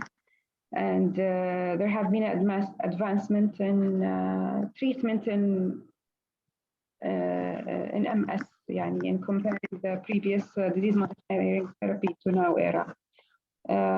Could Epstein-Barr virus vaccination be an option? This is something that we look highly for. Could it be stem cell transplantation? So till now we don't have a cure, but these are some of the hopes that we hold for at one day. So I'm not sure, Maya, if Dr. Mahdi is on board, or shall we continue with questions? I think they're fixing the issue. So I agree with you, Dr. Ibtisam. We don't have a cure, but probably we hope that one day we'll have a cure for MS. But already we have a very effective treatment. All these new therapy like ponesimod and monoclonal antibody, they really shifted the care of MS. And we are now being able to control the progression of the disease and to prevent further attack and improve the quality of life of our patient, at least by stabilizing them. Yeah, of course. And even actually the history data studies, it have shown, I think it's an article in 2010, I believe, it have shown that the disease type has really made a big difference between the era of, before the era of disease-modifying therapy and after. So previously, we'd say that 80% of the patients will go in secondary progressive MS, and usually it's a disabling disease, and everybody thinks that it will be wheelchair-bound. But now I think we have high hopes, and actually in the clinics we see a lot of patients who have long-standing MS, and they don't have any disability at all. So definitely now we have reached a better way of managing multiple sclerosis. And maybe in the future we'll have a cure. Yeah. And what about pregnancy in patient taking ponesimod? So we know that ponesimod has advantage given its very rapid elimination over other S1P receptor modulators. So if a woman was on ponesimod and wants to get pregnant, what is the strategy?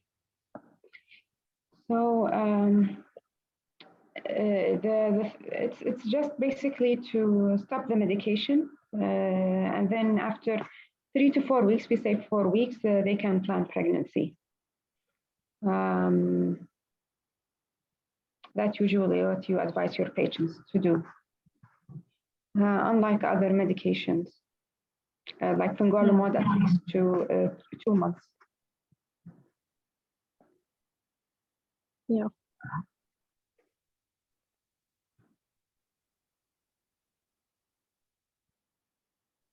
So Hussam, are we solving the issue with Dr. Mahdi? Just a moment, Maya.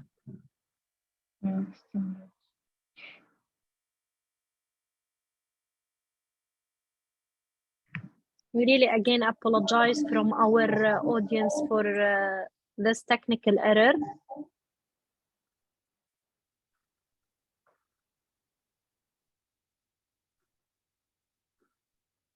And we would like to remind our attendees from Saudi Arabia just to fill the form in the chat box for the Saudi registration number, so they can get their certificate of the attendance with CME accreditation from the Saudi Society for Healthcare Services.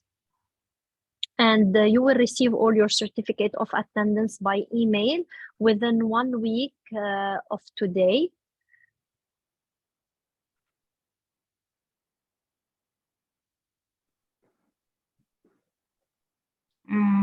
There is one question, Maya, do you want to answer it? So one is asking to resend the link. I think the link is in the chat box already. And the question is, any idea about the new monoclonal antibody, the treatment of ofatumumab? Yeah. So ofatumumab is a monoclonal antibody against CD20. It's a subcutaneous injection that is given every month. And it is proven for relapsing remitting multiple sclerosis.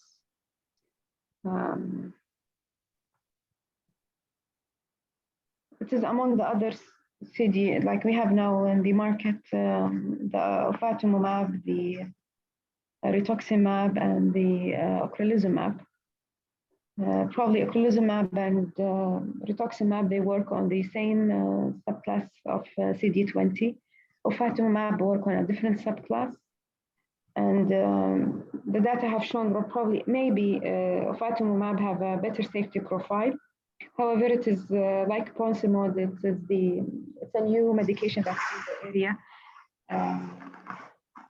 And probably the time will show if this is true or not in terms of more safety and risk. Assalamu alaikum. Yes, Dr. Mahdi is finally with us. وعليكم السلام. معلش آسف التكنولوجيا أحيانا تخونك يعني. Yeah.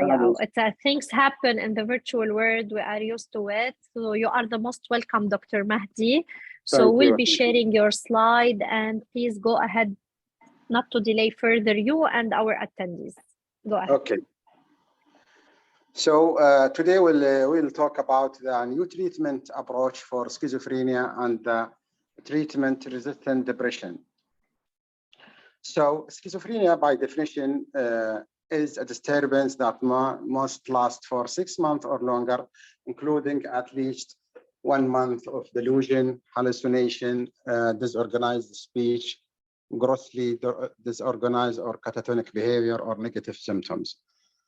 Schizophrenia always progressive and cyclical disease that characterized by multiple psychotic relapses. We noticed that worsening of the severity of signs and symptoms, it's gradually according to the age. Started always with the prodromal phase before the start of the illness at 20s. Then patients start to have downhill course with multiple relapses and recovery sometimes, and finishing by residual symptoms. We know that rates of partial adherence to the oral antipsychotic treatments increase over the time. One of the studies showed that 50% of patients during the first year will partially adherent to the medication, and 75% of patients within 2 years. Of course, each relapse associated with increasing residual symptoms. We know that the first episode will have 12%, and the second episode 8%, third episode would be 19%, till fourth episode will 27%. In addition to increased residual symptom severity, there is some evidence to suggest that a higher dose of antipsychotic medication is required to treat relapse following discontinuation in the first episode psychosis. So ABA guidelines suggest that the patient receive treatment with long-acting injectable antipsychotic medication if they prefer such treatment or if they have history of poor or uncertain adherence. So proposing long-acting injectable antipsychotic early in the routinely could give patients the possibility of a future in which they can look forward to the achieving their goals. Let's overview your patient reassurance that they could benefit from sustained symptoms control and relapse prevention, and of course, confidence for the doctor that your patient are receiving treatment with the fewer concerns about non-adherence compared with daily oral antipsychotic. So long-acting injectable antipsychotic common medication that are available as injection include haloperidol decanoate, paliperidone, which is 1 monthly and 3 monthly, risperidone consta, flunitrazine decanoate, and aripiprazole abilify maintainer. Here is a new study. It's comparative effectiveness of long-acting injectable antipsychotic in large naturalistic cohort across 2 European centers, finding from the long-acting injectable antipsychotic collaborative study, LICO study. In this study, comparative effectiveness of long-acting injectable antipsychotic background, effective management of mental disorder requires early intervention and in many cases, continuous long-term treatment to reduce symptoms, maintain function, and improve the quality of life and prevent relapse. So long-acting provide more reliable drug delivery, maintaining steady plasma concentration and over greater dosing precision, helping to reduce the risk of relapse and overdose. There are some studies comparing the clinical outcomes between long-actings and their corresponding oral formulation, as well as between the first and second generation. However, there are limited studies comparing bi-weekly versus monthly or even less frequent long-acting. This is the first study to compare the rate of hospital admissions, bed days, and the use of concomitant psychiatric treatment between the newest long-acting. So aim of this study to evaluate and compare the use of the following long-acting اللي هو الباليبريدون 1 month, 3 month, Liberify Maintainer, and Risperidone Consta. So it is a cross-sectional study conducted between 2015 and 21. It is non-institutionalized patient population accessing care from the mental health services in Mallorca, Spain, and large urban mental health provider in the London, UK. Simple basal characteristics were analyzed by student, t-test, child test, and univariate analysis. Data collection was demographic data, age, sex, marital status, use of tobacco and illicit substance use. And the clinical data was the diagnosis, illness durations, concomitant psychiatric treatments, number of hospital admissions, and bed days per year. So they measured the outcomes, the number of hospital admissions per year, number of hospital bed days, and use of concomitant treatments. So here the eligibility criteria, the number of the patient was 993 patients, adult, non-institutionalized patients, accessing care of mental health services in Spain and UK, and were prescribed long-acting for 1 year. There is inclusion criteria. It's more than 18 years old, non-institutionalized, diagnosed according to the DSM-5 guidelines with schizophrenia spectrum, bipolar disorder, and personality, treated with atypical long-acting, and the exclusion criteria was unsocialized patient, use of more than one long-acting, comorbid substance use disorder, diagnosed with intellectual disability or autistic spectrum, missing records or inability to confirm treatment continuation for 1 year. So here the long-acting were more commonly used in the men, except for the Abilify Maintainer, which was used in the similar proportion in both men and women.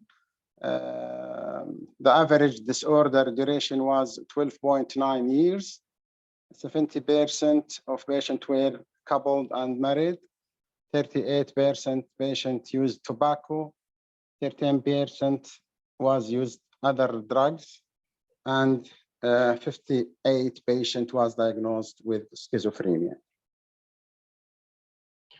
So, in regard to the hospital admission, paliperidone 3 monthly was associated with the significantly fewer hospital admission per year compared with Abilify Maintainer and Risperidone Consta. Hospital bed days, also paliperidone 3 months was associated with significantly lower mean number of bed days per year among patients admitted compared with the patient with Abilify Maintainer and patient with Risperidone Consta. Also, paliperidone 3 monthly showed a significant lower mean number of bed days per year compared with paliperidone 1 month. So in patients with schizophrenia and schizophrenia spectrum disorder, paliperidone 3 monthly associated with the fewer hospital admissions and bed days compared with the Maintainer and Risperidone Consta.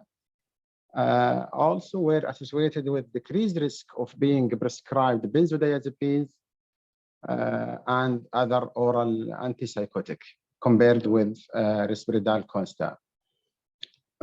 Also, patients with paliperidone 1 month and 3 months were treated with lower diazepam equivalent doses compared to the Abilify Maintainer and Risperidone Consta. Further research and analysis of subgroups is needed to clarify the effects of the interaction between long-actings.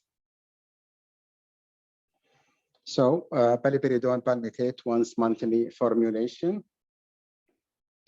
It is a prefilled syringe of paliperidone palmitate. Is an aqueous suspension for 1 IM administration, monthly injected with possibly to shift to 3 monthly injection after. No need for oral supplementation, and there is variable doses for this medication. Here in the Prosipal trial, paliperidone palmitate versus antipsychotic in recently diagnosed schizophrenia. Objective of this study to evaluate the time to relapse, relapse rates, and other clinically relevant outcomes in patients recently diagnosed 1 to 5 years with schizophrenia, DSM-4, treated with paliperidone palmitate and a typical long-acting versus the investigator's choice of 1 6-month frequently prescribed oral medication, oral antipsychotic like aripiprazole, olanzapine, quetiapine, paliperidone, risperidone, and haloperidone over 24 months. Here in this diagram, it's obvious that time to relapse was significantly longer in the paliperidone group compared to the oral antipsychotic group. The 85th percentile for the time to relapse, it was 469 days relapse free with Invega Sustainer versus 249 days with daily orals. Here, paliperidone palmitate, 3-monthly formulation. This study showed time to schizophrenia relapse and relapse prevention studies of antipsychotic developed for administration daily, once monthly, and once every 3 months. In the post hoc analysis, in order to evaluate the differential risk of relapse after discontinuation of paliperidone and its different forms, oral paliperidone and 1-month paliperidone and 3-month paliperidone. This post hoc analysis compared time to first relapse of schizophrenia symptoms in subjects assigned to placebo between relapse prevention study of oral paliperidone 1 month and 3 months. Here, the diagram showed that the longer the half-life, the longer patients are protected from relapse. So we noticed that with the oral paliperidone, the time was 85 days to 58 days to 59 days since last dose of the oral, compared to 172 days to 100 days since last dose of paliperidone 1 month. And finally, compared to the 3-month, it was 395 days to 479 since the last dose of paliperidone. So it is here obvious that once we have longer half-life, we had protected from relapse.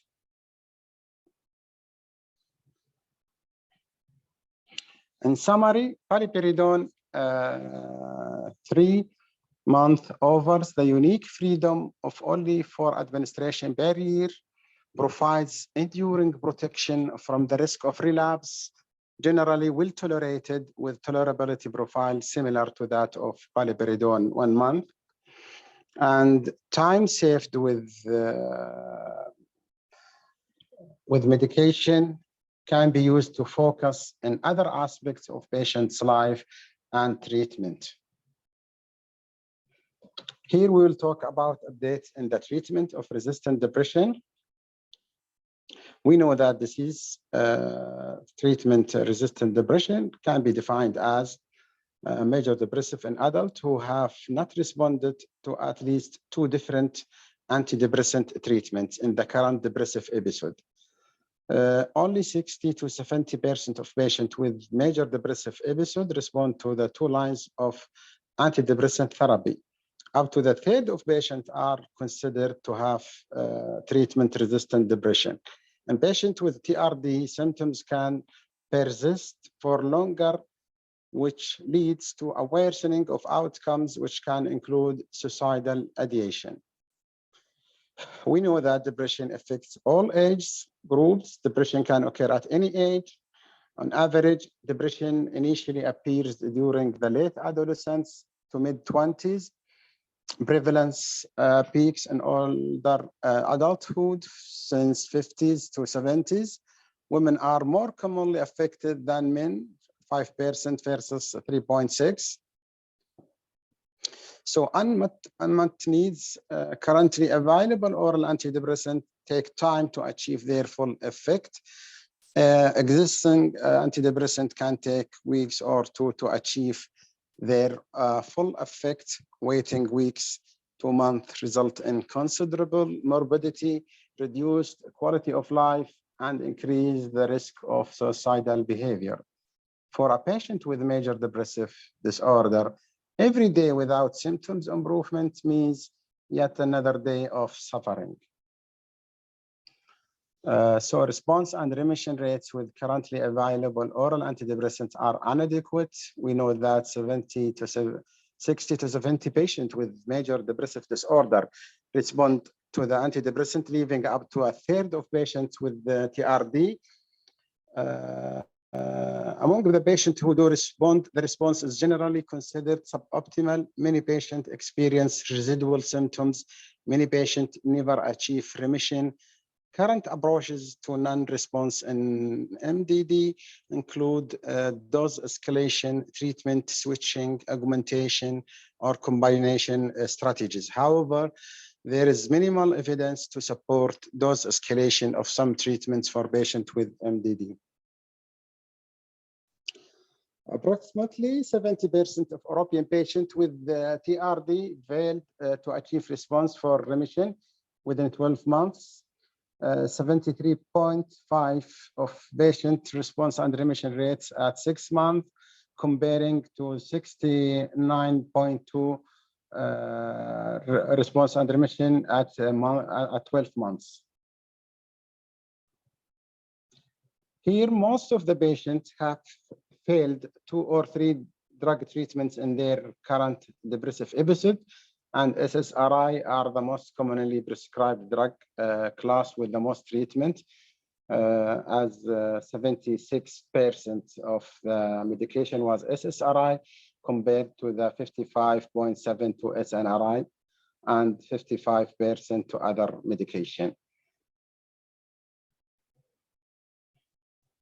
Non-response to treatment with antidepressant may not be identified for several weeks.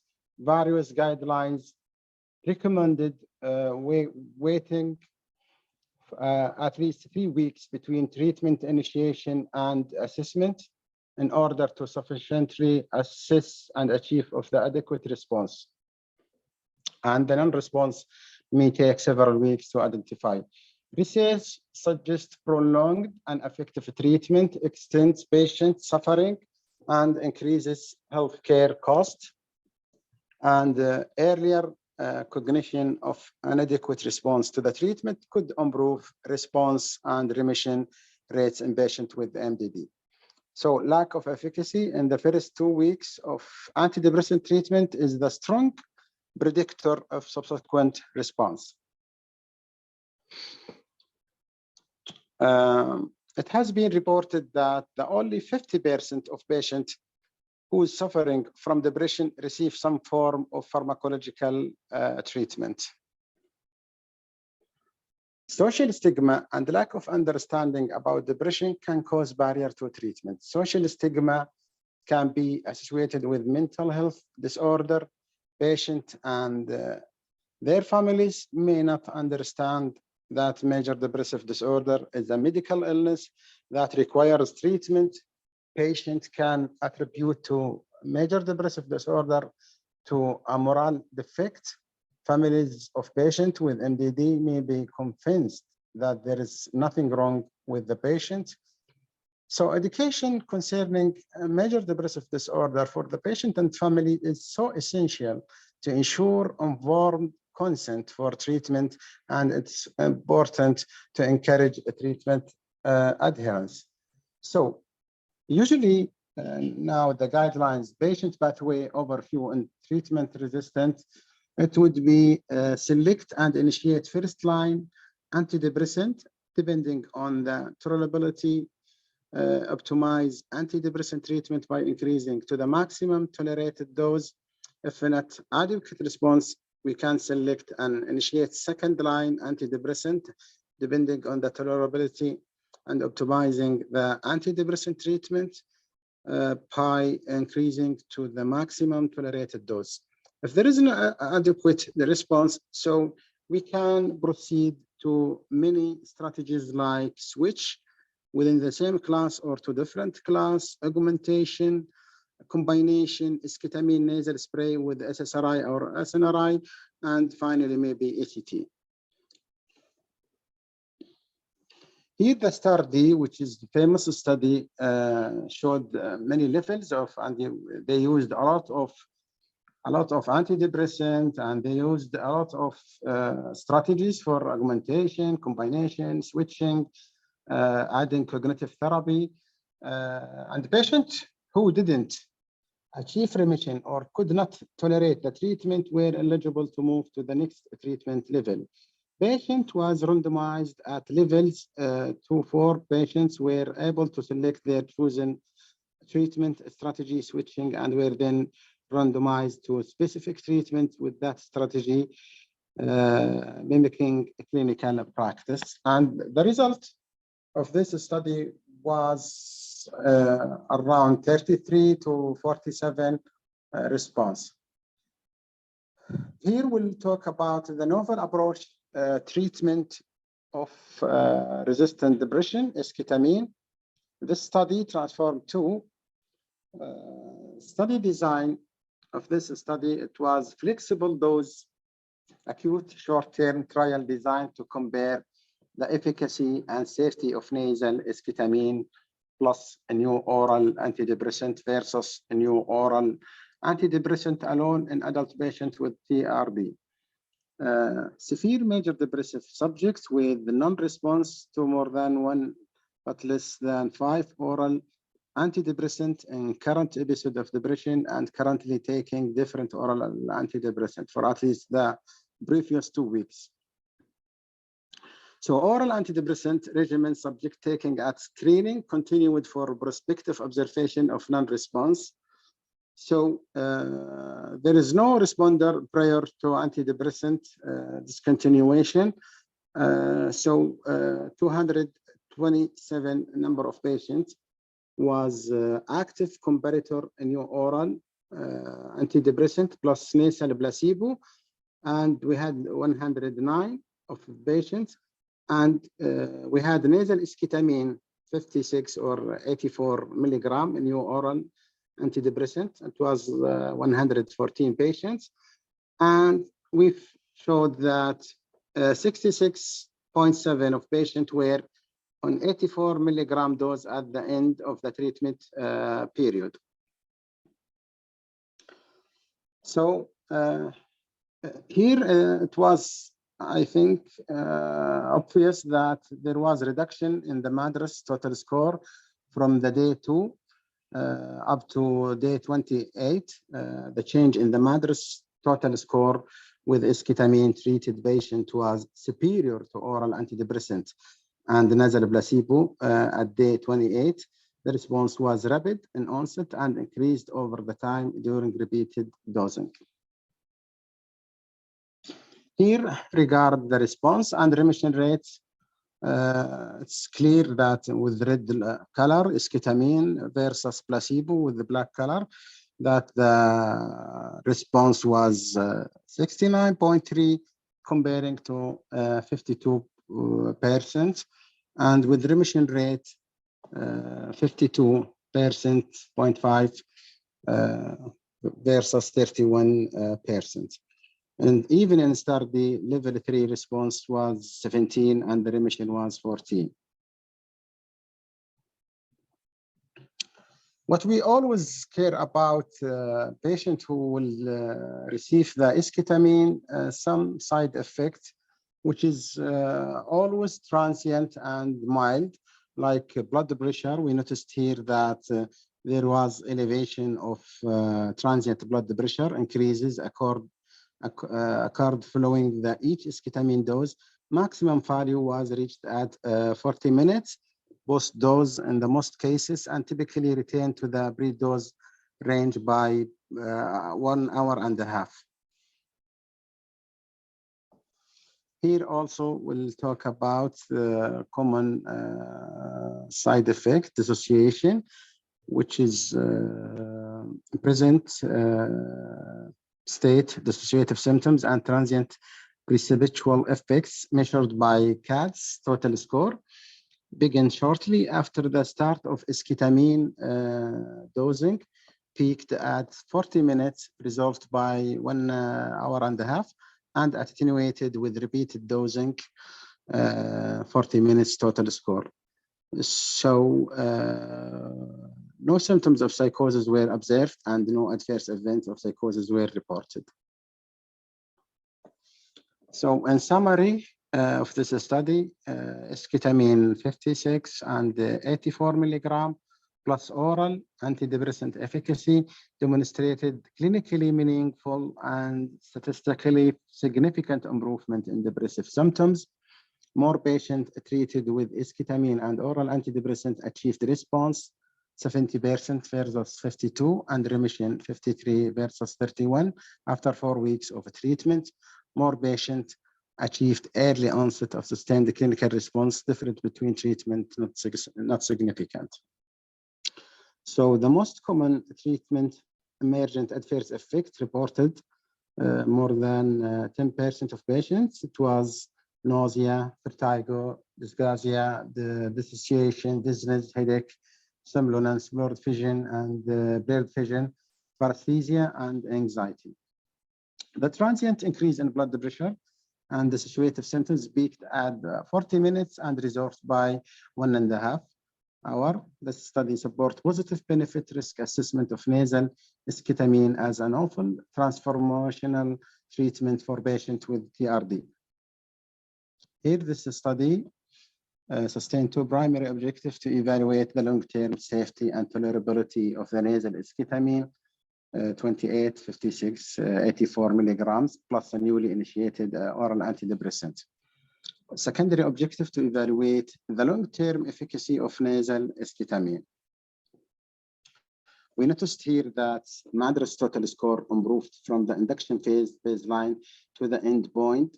The change in the MADRS total score appeared to be maintained from the option of optimization and maintenance baseline to optimization maintenance endpoint till the week 48. So, this summary demonstrated sustained efficacy over a period of up to 52 weeks, تقريبا سنة, following 4 weeks induction phase long-term treatment with nasal esketamine plus an oral antidepressant with tolerable an adult patient with TRD, including elderly patient years. The rate of study discontinuation due to side effect was low, and the most reported side effects were mild to moderate in intensity. Thank you.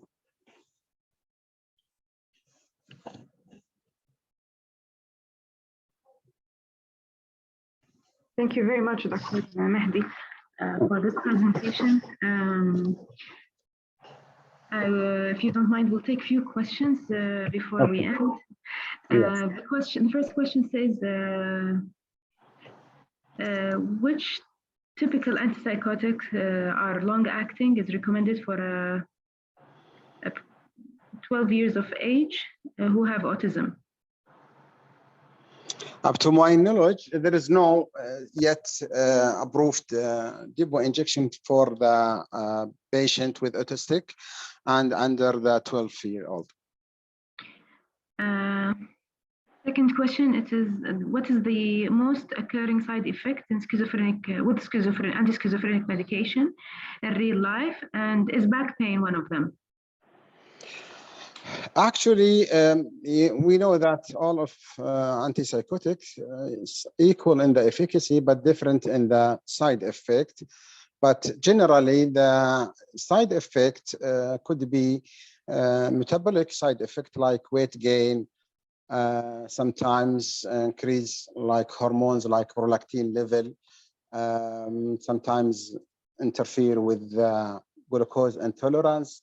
Always some antipsychotic cause what's called extrapyramidal symptoms, which means that there is some tremors in their hand or dyskinesia movement came with some specific antipsychotic.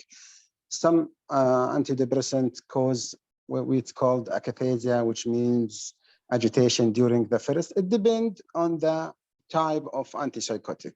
It's not specific to, or they are not all equal in the side effects. And is back pain one of them? What? Back pain. Back pain, it could be part of the extrapyramidal symptoms. We know that extrapyramidal symptoms, the body will, there is muscle stiffness all over the body. So if it is like this, it could be from the EPS. But always we should rule out any organic or medical causes for this one first. Sure. One asks, is there a relation between illicit drug use and the onset of this disease? And if yes, which illicit drug is mostly related? We know that drug-induced psychosis, that acute psychosis can happen when you use drugs, especially like amphetamines and hash. These substances can cause psychosis with the patient, an acute case. I think will be our last question. What is the role of cognitive behavioral therapy for the treatment of depression? Broad question. Yes, it's very effective and showed in all studies. One of them is study that it's very effective to add cognitive behavioral therapy with the treatment, because the efficacy and the remission of the patient would be higher, and even the percentage of relapses would be in the lower than others who didn't have cognitive behavioral therapy. I think we'll stop at this stage. Dr. Mahdi, thank you very much for the nice lecture. It is very informative and illustrative. I also would like to thank the IVPN for organizing this, and for Jensen for sponsoring this event. All the speakers as well for giving their talks and times for the audience, and the audience for staying with us. I think it's too late already, and in some countries probably it is weekend. Maya, thank you very much for being with us. And thank you, Dr. Ibtisam. So allow me to thank you first for moderating the session and for giving the talk and sharing your expertise in multiple sclerosis. Also, thank you for Dr. Shatila and Dr. Mahdi for their excellent presentation. Thank you for our attendees, as you mentioned, Dr. Ibtisam, for staying with us late, and for attending this webinar until the end, and for their interactive questions and interactions. Also, the big thank you is for Jensen, our sponsor, for supporting this educational activity. At the end of the webinar, I would like to remind our attendees that they will receive their certificate of attendance by email within 1 week of today. And if they missed any part of this webinar or any presentation, or if they would like to revisit the lecture, they can visit our IVPN library, where all our webinars are posted there.